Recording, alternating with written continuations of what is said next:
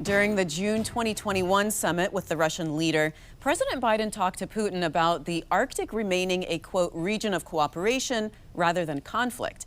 But there has been increased Russian militarization in the region. Jim Townsend is former Deputy Assistant Secretary of Defense for European and NATO policy. He's currently adjunct senior fellow for the Transatlantic Security Program at CNAS. Jim, welcome to the program. Thank you. It's great to be here.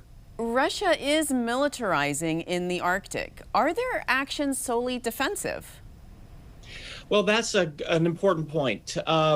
Since the Northern Sea Route opened up, which is that new maritime channel that still has a lot of ice in it, but in northern Russia, the Russians feel that they need to begin to do things to protect it. And so I think you're right. A lot of it can be seen as defensive. But as you get further and further towards North Norway and the bastion where the Russians protect their submarine fleet and their surface fleet in the Arctic, it's becoming increasingly militarized to the point where it could be a jumping off place for something that might be more offensive. So Russia recently tested a hypersonic missile that was launched from a submarine in that area. What are the implications of that? Well, and that's a great point to make in terms of illustrating whether we're seeing something that is worrisome or not. The launch of a hypersonic missile is worrisome in its own right. There's right now a bit of an arms race between Russia, China, and the United States on hypersonics, and we are as engaged as the Russians and Chinese are. But the important point is, as you point out, that launch took place way up in the Norwegian Sea, up in the Arctic. And that's different in the sense that during the Cold War, for the Russians to launch a missile that might be threatening to the United States, they'd have to go down into the Atlantic. And that gave us ample opportunities to try to intercept that submarine. But as you point out, they're now able to launch them from within that protective bastion. It's harder for us to have any type of defense against that unless we go up there with our submarines, and we don't want to have that kind of thing happen. Well, the U.S. is currently cooperating with Russia in the Arctic. What are the points of cooperation between the two countries? Well, that's a very important illustration for all of us to understand, is that we're not at knife points right now with the Russians up there. We're worried more about the potential of what could happen should militarization, if you will, get out of hand. Because today, there is cooperation between the United States and Russia in the Arctic and among all the Arctic nations that are part of the Arctic Council. But I think what's most important is off of Alaska, there is a lot of cooperation between the Russian Coast Guard and the U.S. Coast Guard almost on a routine basis. They work very closely with each other in a very unhospitable climate up there. And so search and rescue and that type of thing, environmental work, those are the areas where we in fact cooperate quite a bit. Well, Europe is also involved in this. Obviously, a lot of European countries. How united are the U.S. and Europe in their approach to the region, how they're dealing with Russia? For instance, are they sharing intelligence? Well, that's a great question, too. I would say that Europe and the United States are more united about their concerns about the Arctic and Russian activities in the Arctic than we have been in the past.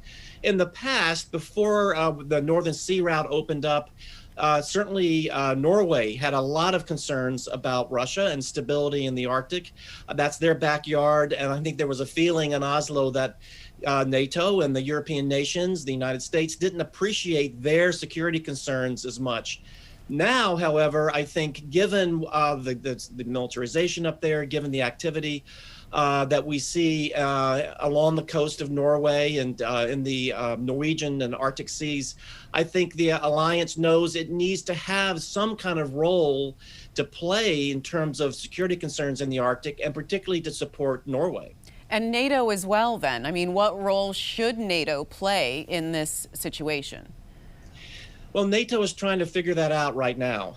NATO has a lot of problems in Europe. We were watching every day in the headlines about Poland and Belarus and Russian troops along Ukraine as well, with the border there.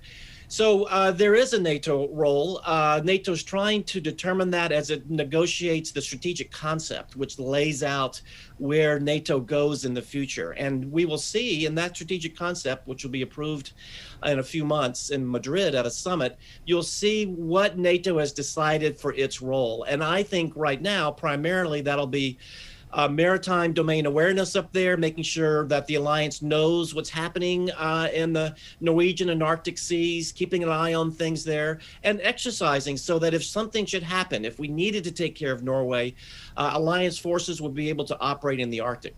And finally, Jim, what are your recommendations to the Pentagon to enhance guardrails, if you will, to reduce the risk of conflict?